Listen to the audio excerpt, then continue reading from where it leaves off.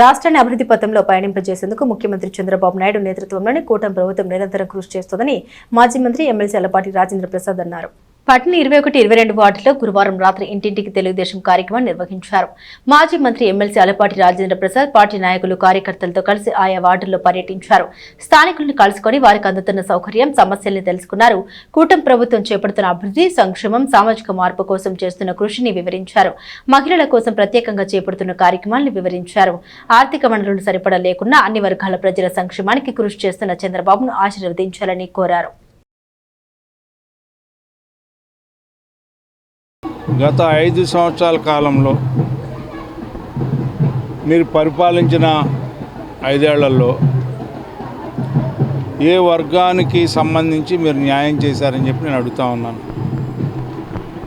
సంక్షేమ పరంగానా, ఈ రాష్ట్రంలో అభివృద్ధి పరంగానా, లేకపోతే ఈ ప్రాంతానికి సంబంధించిన అమరావతి పరంగానా, లేకపోతే రైతులకు సంబంధించినటువంటి పోలవరానికి సంబంధించిన అంశాల్లో మీ పాత్ర ఏంటి అని చెప్పి నేను అడుగుతా ఉన్నా. జాబ్ క్యాలెండర్ ప్రకటిస్తానని జాబ్లెస్ క్యాలెండర్గా ప్రకటించిన మీకు ఈ రోజున ఈ అంశాల మీద మాట్లాడే అర్హత ఉందా అని చెప్పి నేను అడుగుతా ఉన్నాను.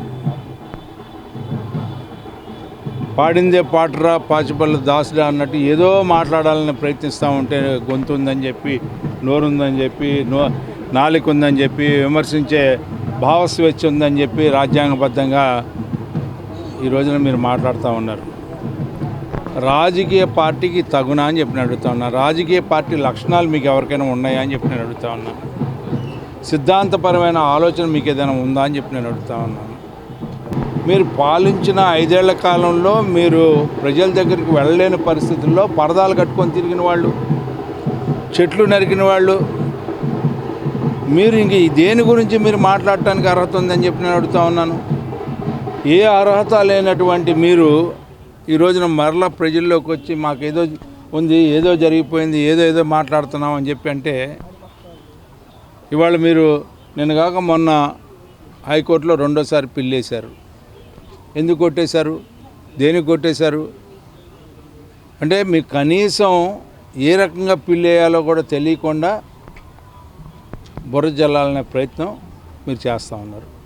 చేయండి, మాకేం అభ్యంతరం లేదు. ప్రజలు చీకొట్టి మీకు 11 సీట్లకు పర్మిట్ చేశారు. అయినా కూడా మీకు సిగ్గు ఎగ్గు లేకుండా భావదారిద్ర్యంతో మీరు మాట్లాడేలాగా భాష దారిద్ర్యం, భావదారిద్ర్యం 2 ఉన్నాయి మీకు. ఆ రకంగా మీరు మాట్లాడి పబ్బం కట్టుకోవాలనుకుంటే ఇది కుదిరే పని కాదు. ప్రజల్ని రెచ్చగొట్టద్దు. ప్రజలు తిరగబడే కాలం వచ్చేసింది. ప్రజలే మీకు బుద్ధి చెబుతారు మరలా. ఇది శాశ్వతం. నేను చెప్పిన మాట శాశ్వతం. అది గుర్తుపెట్టుకొని మీరు మసిలితే మంచిది.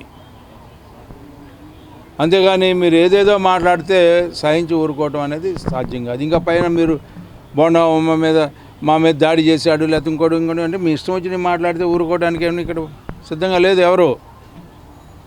ప్రజలు ఈ రోజున తిరగబడే పరిస్థితిలో ఉన్నారు.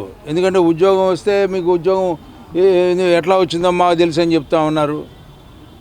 వాళ్ళు ప్రతిభతో కూడినటువంటి ఉద్యోగాన్ని సంపాదించుకుంటే, పరీక్షలు రాసి ఉద్యోగం సంపాదించుకుంటే, వాళ్ళ ప్రతిభతో పట్టం కడితే వాళ్ళకి ఈ రోజున దాన్ని కూడా మీరు అపహాస్యం చేస్తూ ఉన్నారు.